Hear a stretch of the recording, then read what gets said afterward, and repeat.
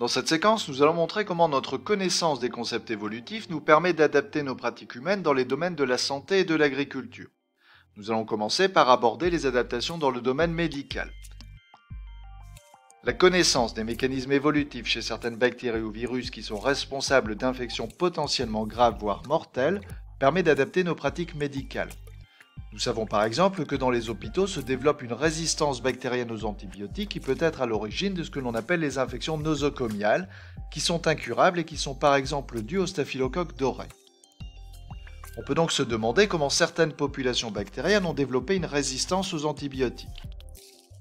L'hypothèse que l'on peut formuler est d'envisager qu'à force d'utiliser des antibiotiques, les bactéries sensibles disparaissent, mais les bactéries résistantes, grâce à une mutation génétique, survivent et enrichissent la population au cours des générations successives. Pour dire cela, nous mettons à profit les connaissances que nous avons sur le concept évolutif de la sélection naturelle. On peut mettre en œuvre une culture bactérienne en boîte de pétri et réaliser ce que l'on appelle un antibiogramme. On va ensemencer des bactéries sur un milieu gélosé que l'on va soumettre à l'action de différents antibiotiques présents sous la forme de pastilles imbibées. On peut alors évaluer l'efficacité des antibiotiques sur différentes souches bactériennes en observant les plages de lys plus ou moins importantes. Dans l'exemple qui est présenté ici, l'antibiotique numéro 2 qui est la tétracycline est efficace sur la souche de bactérie A mais est inefficace sur la bactérie de souche B. On insiste donc ici sur la nécessité dans une thérapeutique de bien choisir l'antibiothérapie adaptée aux bactéries à combattre afin de limiter un recours excessif aux antibiotiques. Le document suivant doit nous permettre de mettre en évidence le développement d'une résistance aux antibiotiques.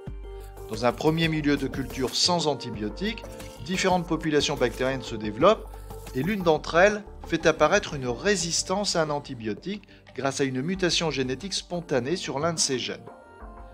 Dans le deuxième milieu de culture, avec cette fois-ci l'utilisation d'un antibiotique, on constate que toutes les populations bactériennes sensibles à l'antibiotique vont disparaître, mais que la population bactérienne résistante va persister. Au fil des générations, le recours à cet antibiotique ne va pas empêcher la multiplication des populations bactériennes résistantes qui vont devenir les seules survivantes. La résistance des micro-organismes aux antibiotiques s'explique donc par une évolution et une sélection. Ces expériences montrent que le recours aux antibiotiques doit être raisonné.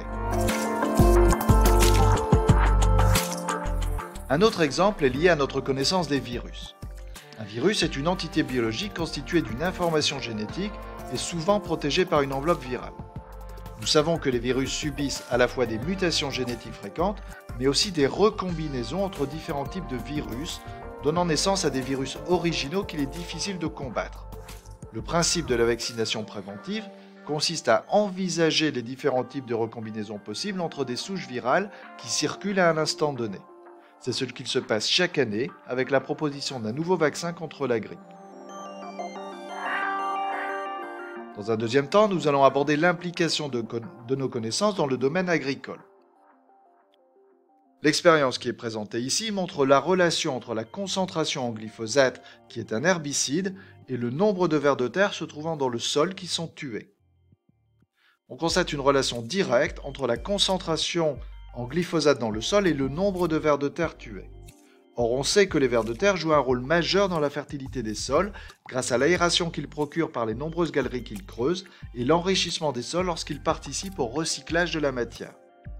Connaître l'action de certains produits phytosanitaires sur la biodiversité des sols doit nous amener à adopter des pratiques plus respectueuses de l'environnement. C'est la raison pour laquelle aujourd'hui, par exemple, le recours au glyphosate est interdit, y compris pour les particuliers. Dans ce deuxième exemple, on va montrer la relation entre la culture croissante d'OGM, ici le maïs et le coton transgénique, et le développement chez les insectes ravageurs des cultures d'une résistance à un insecticide naturel produit par les plantes transgéniques.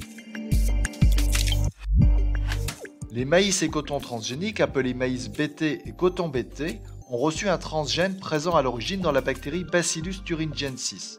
Ce gène BT permet au maïs et au coton transgénique de produire une protéine BT qui a un effet insecticide sur les insectes qui se nourrissent de la plante.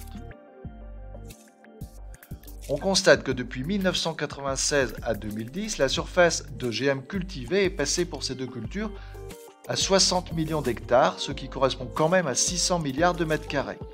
Et à partir de 2002 est apparue puis s'est amplifiée une résistance à l'insecticide Bt produit par les plantes transgéniques.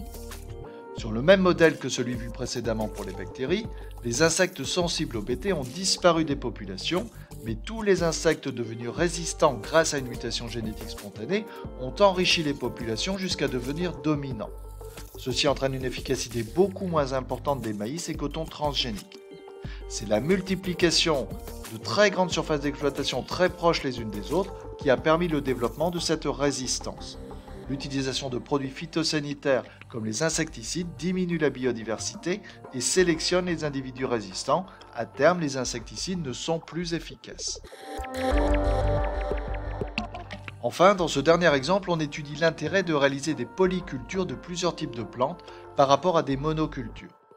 On travaille ici sur l'infection des cultures de riz par un champignon parasite, le Maniaporte grisea. Que constate-t-on ? On peut voir que dans les monocultures, lorsque le riz gluant est cultivé seul, il est fortement parasité par le champignon. En revanche, ce même riz gluant cultivé en polyculture en présence d'un riz non gluant est beaucoup moins parasité par le champignon. On peut donc en conclure que la monoculture non seulement diminue la biodiversité, mais en plus augmente la sensibilité des espèces cultivées aux ravageurs des cultures. En définitive, on peut dire que l'évolution permet de comprendre des phénomènes biologiques ayant une importance médicale. L'évolution rapide des micro-organismes nécessite d'adapter les stratégies prophylactiques, les vaccins et les antibiotiques. La vaccination et le respect des gestes barrières, distanciation sociale, hygiène, désinfection, sont des stratégies de lutte. Depuis la révolution agricole, la pratique intensive de la monoculture, la domestication et l'utilisation de produits phytosanitaires ont un impact sur la biodiversité et son évolution.